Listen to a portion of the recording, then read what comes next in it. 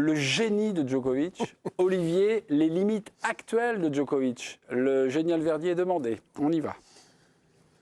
Bah, c'est juste monstrueux, quoi. C'est-à-dire que là, on est dans autre chose. On n'est plus dans du tennis, on n'est plus dans... voilà, c'est le sport dans toute son essence, c'est-à-dire c'est l'instinct de survie poussé au maximum.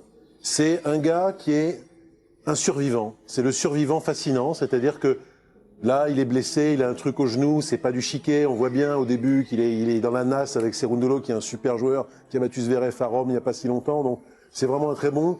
Et Djoko est tellement, depuis des années, depuis 20 ans de circuit, configuré pour gagner, qu'il gagne ce genre de match. Fredo, 30 secondes, pas une seconde de plus. Donnez l'exemple à Olivier Rodriguez. Pour vous, c'est les limites actuelles. Pourquoi ? Parce que si Djoko est toujours le premier quand il s'agit de se mettre dans un état second, on voit bien que là, il faut quand même accepter le réel, Frédéric. Et le réel, c'est que Djokovic, tout Djokovic qu'il est, eh bien, il a moins de marge sur ses adversaires. Avant, quand il était à 60%, à 2 exceptions près, que je nommerai pas tellement elles sont évidentes, il battait tout le monde. Aujourd'hui, c'est plus le cas. Et même avant les quarts de finale, on voit que contre Musetti, et aujourd'hui encore, eh bien, il dispute 5-7. 5-7. Ça dit quand même quelque chose d'un déclin, d'un crépuscule. Ce que je veux dire, c'est que ça te plaise ou pas, cher Frédéric, Djokovic se borde l'avenir et pas du bon côté. Ah là là là, mes amis. Alors, soit Verdier pour le génie, soit Rodriguez pour les limites actuelles. Le site L'Équipe, président, à vous de trancher. Le génie ou les limites actuelles ? Les limites actuelles. Les limites Ouais, actuelles. ça va être difficile. Ça va être difficile. Voilà. Là, c'est arbitrage express. Expresso. Bernard et Pia, vous avez un truc à nous apporter par rapport à nos deux éminents spécialistes ? Les deux ont raison. Parce que effectivement, tu as vu ses limites actuelles, notamment son problème à son genou droit. À un moment, tu t'es dit il va complètement s'effondrer, que tu le vois mal aller au bout de ce Roland-Garros, tellement il a souffert. Et en même temps, je suis d'accord avec Frédéric, c'est le génie d'un champion hors du commun. Alors le crépuscule, oui, bien sûr, vu l'âge qu'il a, on sait que ça va arriver, c'est arrivé à ces deux... Mais ça s'accélère un petit peu là. Oui, mais alors, je ne suis pas assez spécialiste du tennis pour te dire que sur ce tournoi-là, s'il n'était pas gêné comme il est vraiment même pas gêné, handicapé avec son genou droit, ça serait vraiment ce Roland-Garros. Tu as eu le sentiment sur les points, là, les 2 derniers sets, que le genou posait un vrai problème? Parce qu'il a fait au mental. À un moment, il est arrivé à faire, qu'il ait quelque chose, sans doute, mais... Il y a des coups droits de l'Argentin, je crois qu'il gagne 45 points sur coup droit. Parce que ce coup-là, il te le fait souvent quand même. Quand il est en difficulté, et il vient que le kiné, et vient que je vais faire pipi, et vient que je machin, le gars en face, bon, tu vois, il perd un peu de son... Il croit que, et puis après, il t'écrase, quoi. C'est le génie de cet homme. C'est un compétiteur hors norme. Mais là, quand même... Je ne suis pas sûr que son genou le laissera en paix et que c'était vraiment du chiquet qui pourra aller jusqu'au bout. Donc c'est pour ça que pour moi, il y a un peu des deux. Non, Pia Clément. Pia. Pour moi, le génie, ça ne veut pas dire être très bon quand on n'a aucun obstacle devant soi et qu'on est au top de sa forme. Pour moi, le génie, ça veut dire être capable de retourner une situation et surtout de sublimer son propre sport malgré les difficultés que tu peux rencontrer. Tu vois un Djokovic qui a 37 ans et qui donc effectivement, physiquement, est forcément sur le déclin. C'est une donnée qui est irréfutable. Et malgré ça, il te sort ce match-là contre un adversaire qui est hyper coriace. Du coup, moi, j'aurais donné le point à Fred. Ah, bon, ça, c'est la vice-présidente qui réarbitre.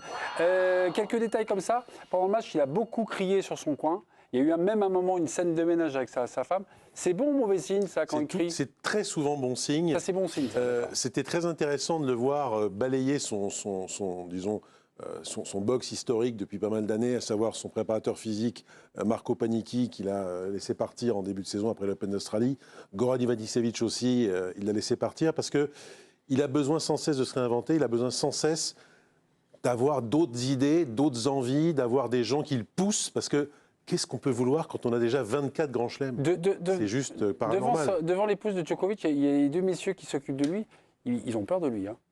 Oui, ils sont comme ça. Je ne vais pas vous dire qu'il y a une espèce d'ambiance bienveillante à base de hugs, comme à l'époque de Pepe Imaz, qui était dans le... Voilà, il fallait enserrer les gens, il fallait les étreindre. On n'est plus du tout là-dedans. Ah non, on les étouffe, là.